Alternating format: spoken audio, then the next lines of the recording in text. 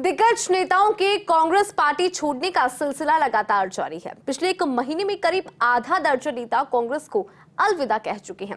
ऐसे में सवाल लाजमी है कि आखिर लगातार नेता कांग्रेस को क्यों टाटा बाय बोल रहे हैं। राजस्थान की बात की जाए तो देखिए, राज्यसभा उम्मीदवार नहीं बनाने और पद नहीं देने के चलते भी नेताओं का कांग्रेस से मोह भंग हो रहा है।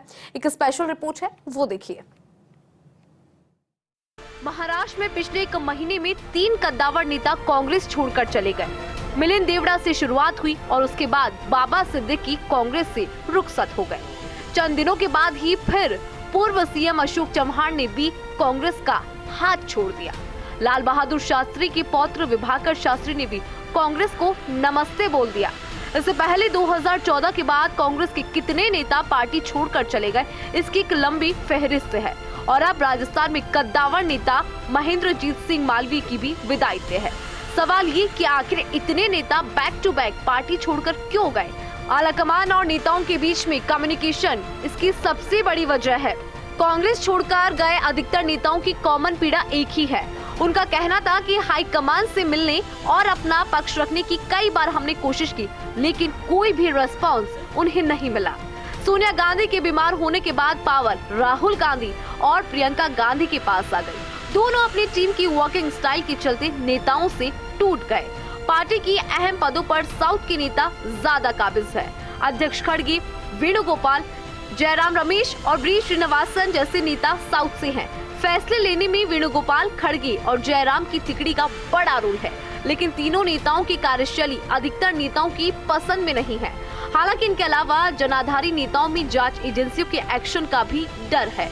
कई जनाधार वाले नेता संकट के समय भी पार्टी की विचारधारा से नहीं डिगे, पर जांच एजेंसियों की कार्रवाई से परेशान होकर पार्टी को छोड़कर चले गए। इसमें असम के सीएम और अशोक चव्हाण जैसे नेताओं की एक लंबी सूची है। पार्टी छोड़ने में अहम रोल पद की महत्वाकांक्षा भी रही। कांग्रेस की सत्ता अब गिने चुने राज्यों में सिमट कर रह गई और 10 साल से केंद्र से भी बेदखल हो गई। ऐसे में सत्ता में रहने की आदत कांग्रेस नेताओं को बिना पद के रहने के लिए बेहद कचोटती है। लिहाजा कोई राज्यसभा का उम्मीदवार नहीं बनाने से खफा हुआ तो कोई टिकट और पद नहीं मिलने के चलते कांग्रेस को छोड़कर चला गया। जाहिर सी बात है कि लगातार नेताओं के पार्टी छोड़ने से कांग्रेस डैमेज हुई है। कार्यकर्ताओं में हताशा घर कर चुकी है, लेकिन अफसोस फिर भी कांग्रेस रणनीतिकार बदलावों से परहेज कर रही है। छोड़कर गए नेताओं को मौका परस्त करार दिया जा रहा है। जा रहे नहीं जा रहे, आ जाएगी खबर। कोई जाए कोई फर्क नहीं पड़ता है। वो किस उद्देश्य को लेके जा रहे हैं, किस दबाव में जा रहे हैं, किस लालच में जा रहे हैं, ये सब चीज़ें समय आने पे खुलासा हो जाएंगी। लेकिन मैं ये कहना चाहता हूँ कि जो कांग्रेस की आइडियोलॉजी में विश्वास करके, जो कांग्रेस को माँ कह करके एमपी बने, एमएलए 5-5 बार बने और जिला प्रमुख उनकी धर्मपत्नी बनी, मिनिस्टर बने, कैबिनेट मिनिस्टर बने, विभिन्न विभाग उनके पास में रहे, और आज इस उम्र में जाकर के वो ये कह रहे हैं कि मेरी माँ गद्दार निकली, तो इससे ज़्यादा दुर्भाग्य कोई हो नहीं सकता। ये मैं समझता हूँ कि पॉलिटिक्स में ये जो गिरावट आ रही है उसका एक नमूना जो है वो आपके सामने है, अगर वो इस तरीके की हरकत करते हैं, इस तरीके से जाते हैं। कांग्रेस पार्टी ने हमेशा उनको पूरा मान सम्मान दिया है, उनको इज्जत दी है, तवज्जो दी है।